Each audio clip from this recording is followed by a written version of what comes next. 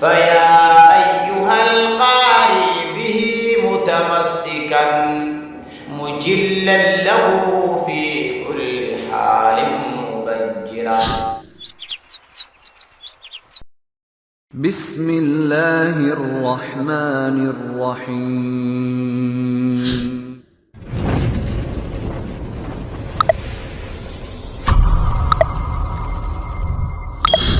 بسم الله الرحمن الرحيم.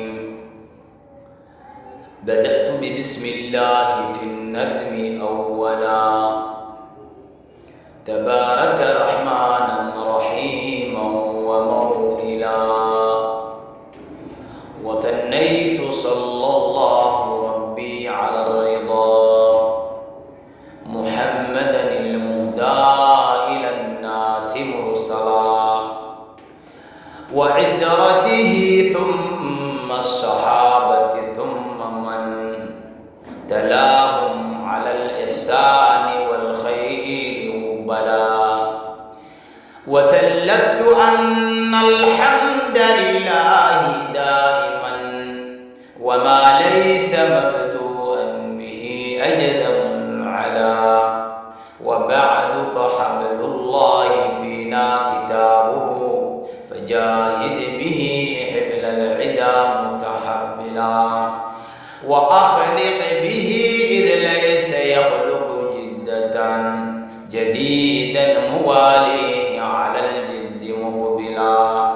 وقارئه المرضي قر مثاله كالتوجه عليه مريحا وموكلا. هو المرتضى عمن إذ كان أمة ويممه ذل الرزالة منقلا. والحر إن كان الحري حواريا له بتحريره إلى أن تنبلا. وإن كتاب الله أوثق شافع وأغنى غناء واهبا متفضلا.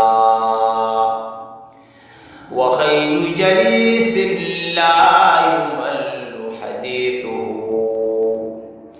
وتزداده يزداد فيه تجملا. وحيث الفتى يرتاح في ظلماته من القبر يلقاه سنا متهللا. هنالك يهنيه مقيلا وروضا، ومن أجله في ذروة العز اجتلى. يناشد في إرضائه لحبيبه وأجدر به سبلا إليه موصلا.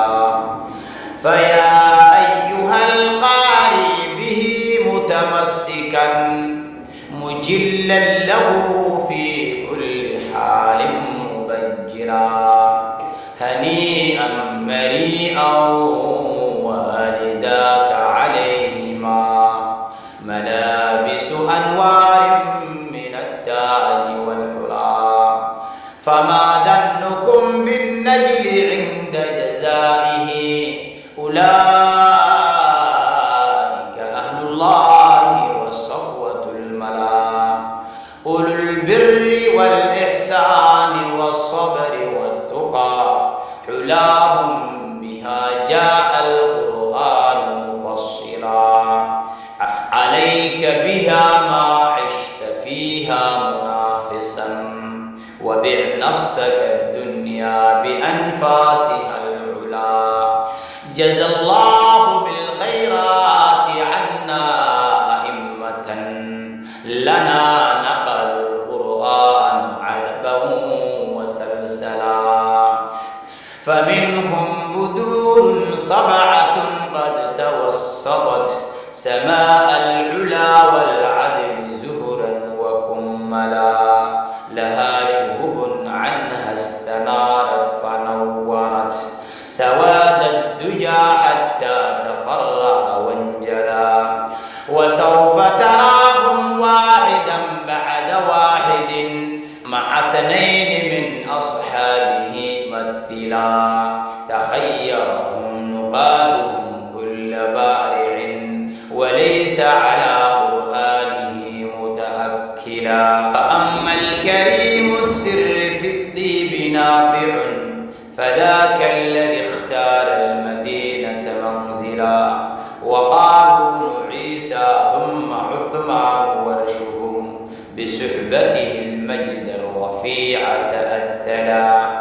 ومكة عبد الله فيها مقامه وبن كثير كافر القوم معتلى. روى أحمد البزي له ومحمد على سند وهو الملقب قنبلا.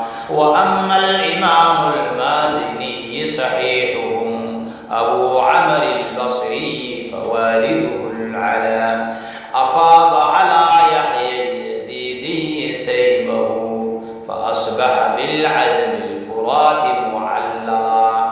أبو عمر الدوري وصالحهم أبو شعيب هو السوسي عنه تقبلا. وأما دمشق الشام دار بن عامر فتلك بعبد الله ضابت محللا. هشام وعبد الله وهو ابتسامه لذكوان بالإسناد عنه تنقلا. وبالكوفة الغراء منهم ثلاثة أذاعوا فقد